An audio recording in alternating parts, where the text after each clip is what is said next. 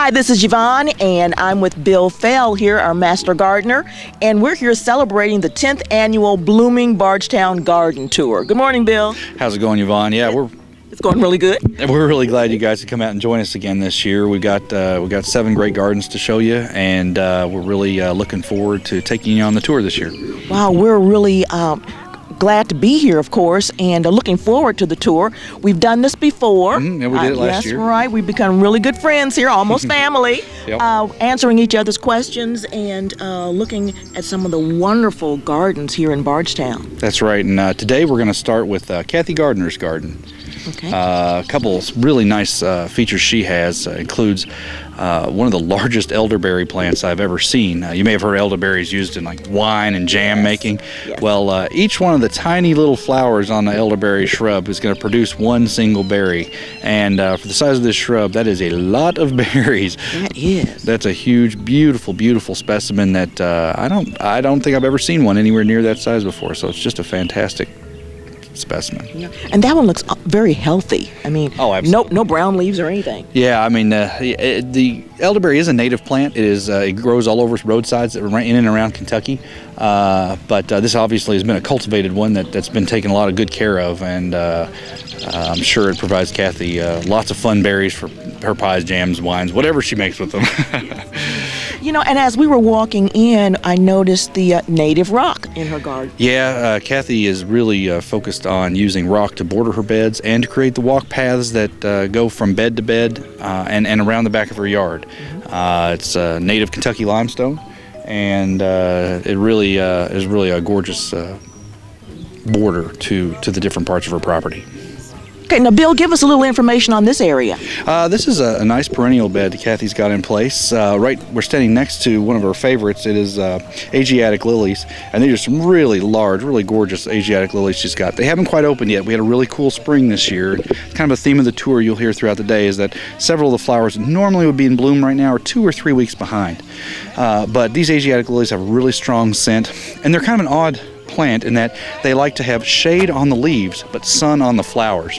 So she's positioned them just perfectly at the edge of this maple tree so that most of the leaves are going to be in the shade of the tree most of the day, but you'll notice the flowers are just poking out past the branch line to where they're going to get that extra sun they need to really be gorgeous when they bloom. The other thing we have here is first time on the tour, Kathy has a really large, gorgeous chicken area for her chickens. Chickens are becoming more popular in a lot of backyards. It's a good way to have your fresh eggs. You can grow them organically, and most places now, even in towns and cities, allow you to have a couple of chickens if you just know your local regulations. Okay.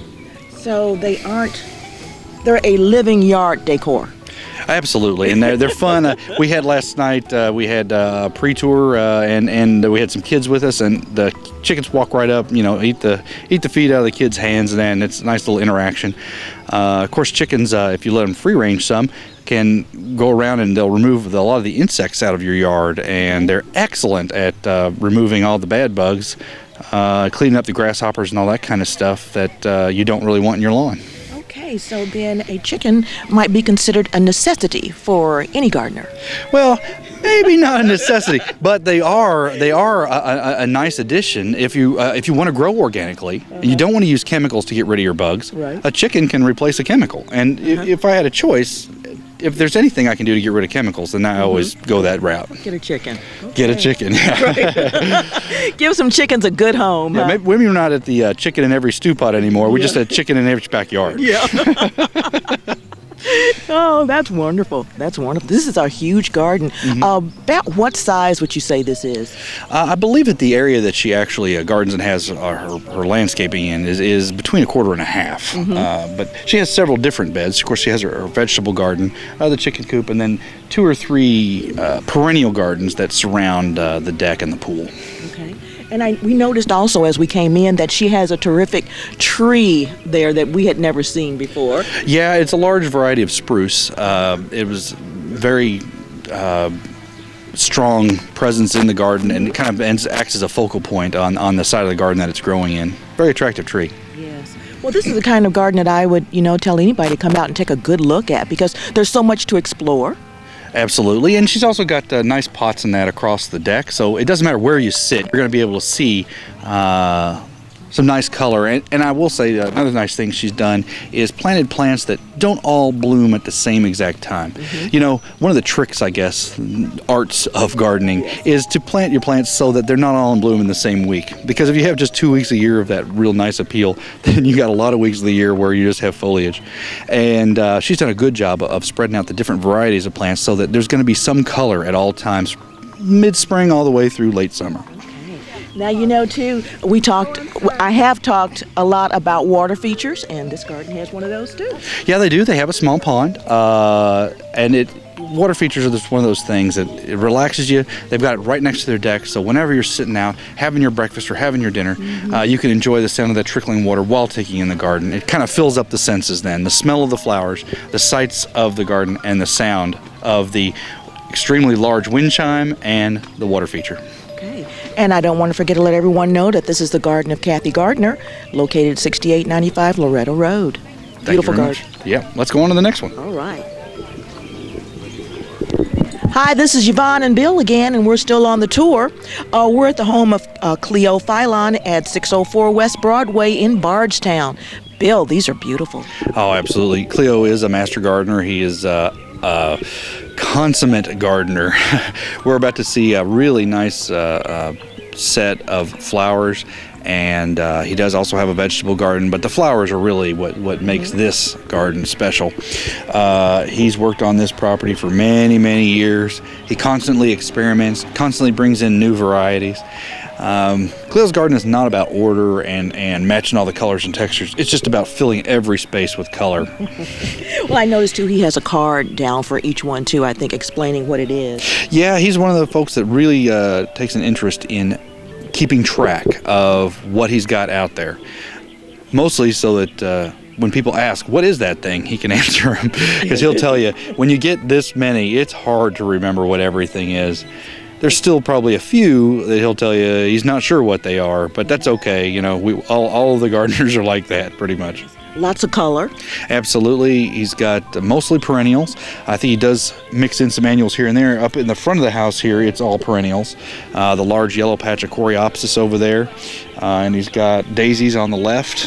And Love in a Mist is the soft with the blue purple flowers on the inside. All right, let's head around back and see what he's got to show us. Yes. Hi, this is Yvonne, and I'm with the owner of this beautiful garden here. We've got Cleo Philon. How are you doing, Cleo? I am doing fine. Great. And I tell you, we've been looking forward to this day for, I guess, a long time. But we've been, you know, when we know our garden is on tour, we try to start working in advance. Yes. But there's no end, so it's always something to do. Always something. Always. Well, you know, it looks like that you're really prepared today because your garden is in great shape. Well, thank you, but if you look real close, you may find some weeds here and there. But we won't look real close then, no, okay? But I try to do my very best. So. Tell us a little bit about your garden here. Well. How'd you get started, first of all? Okay, that's a good question. How I really got started after I retired from teaching in 2004. Okay. Another lady that's also a master gardener, lived about 2 houses over from me. She came over with some daylilies, and she said, "Cleo, would you like to have some daylilies?" Well, I said yes, and so that was the hook, huh? That was a hook, and I planted them. And then, you know what? Another week or so, here she come with some more. So I couldn't turn them down, so I took them, and that's really how I got started. So, and then, of course, too, I belong to a daylily club, and so that's how it has grown as much as it has, because you'll see over 100 daylilies out here. All different kinds, huh? All different kinds. Yes. Tall one, medium, and really the daylilies, they come as early bloomers. You got mid bloomers, and then you got some late bloomers. In fact, I got a daylily down there called Golden Jubilee. And it will bloom way up until late August. Wow. Yeah. That's great. Now, I know you like the daylilies, but how did you choose some of the other plants that you have in your garden? Well, it's just a variety. Sometimes if I go to a nursery or people give you a plant, I look at them and I say, I would like to have some of that. But actually it just comes spontaneous. You know, you just... Not a lot of planning then? Not really. But sometimes, you know, people like to coordinate their color. I don't know what color mean. I just dig a hole and I say, here, put it there. And then somebody said, oh, that looks good together. So that's the way mine works. So we're going to call you the spontaneous gardener. There you go. There you go. Well, I noticed, too, you've got a water feature out there. I do. Now, what got you into water features? Well, okay, that's easy to answer, too. Okay. Now, once I became a master gardener and started going to the various gardens, and like to me one year, every garden that we went to, they had a water feature. And that got me, and I said, oh gosh, I would love to have a water feature. And the guy that used to live over here right next door to me, he had a backhoe, and he came one day, he said, Cleo, is there anything you want me to do before I take this backhoe back? I said, are you sure? And so he came and dug this out for me. I measured how big I wanted, he dug it out the next day. And then I started doing the rest of it with the rocks and everything, and here we go. Well, it didn't take you long, did it? Well, not too long, but I just did a little bit at a time. Yeah, I didn't want to overwork myself, which I think I did, though. But well, you did a great job, and everyone here is enjoying your water feature and your garden. They are, and you know what? The people have started coming. I was being introduced to some because there wasn't many coming in at first, but now there's some I haven't met them. Yeah. So I told them, I said, just look. I said, I'll get with you later, but. Okay. But you know, this is a nice day for our going to. We looked at them one. Yes, we did. And so I think that's the reason our numbers is kind of up, because I can't tell you exactly how many people I've already seen. I mean, they came from E-Town. I've met someone from Springfield, and then of course locally here. So this has been just a great day for. But you know, our president and all the committee, I guess I got to give them most of the credit because they have worked so hard getting this together. Everybody had a little input in it. Well, that's great. Yes. Well, listen, you've got lots of people coming through here, and I'm going to let you get back to your greeting job, okay? Well, thank you all so much for coming in. We enjoyed it. Well, thank you for sharing this with us today. We really enjoyed it. Any day. You're welcome to come any day. I told some of them, I said, if I'm not here, just come and look. Well, thank you, Cleo. Thank you. All right. Yeah, Bill, we've got another perennial bed here. Tell us a little bit about this one. Well, this is what I would call Cleo's nursery. This is where he plugs everything in, sees what grows, sees what does well, sees what doesn't do as well, and then he transfers that to other places. But as you can see, it's a gorgeous palette. Yeah. A couple of neat exceptions back here, or interesting notes, is in the center of the background there against the woods is a fig tree. Now, fig trees aren't supposed to grow this far north, but he has just enough protection back there that he's been able to grow that fig tree and pull figs off of it. So that's a pretty impressive feat. Behind that, you'll see a rope with a bunch of CDs hanging off of it. That's not like music for the woodland animals. Actually, it discourages deer. Cleo's got a lot of deer problems, and if the deer get up in here, they'll kind of mess with his garden. He's been pretty successful though with keeping the deer out with the wires with CDs hanging off. So quick, cheap, easy way to take care of the deer, at least during the daytime. At nighttime, they don't see them and they can still kind of squeeze in, but it keeps them back in the woods during the day. Well, the whole idea, is the light hitting against the CDs? Exactly, the reflection, and they make a little noise as they tap against each other. It's sort of not a natural noise, and I think it's done a pretty good job for him of discouraging him from coming in. Before he did the fencing and those wires, he said he took a lot of deer damage over the years, and that's a pretty common issue in Nelson County, and actually a lot of rural Kentucky counties, that people have problems with deer.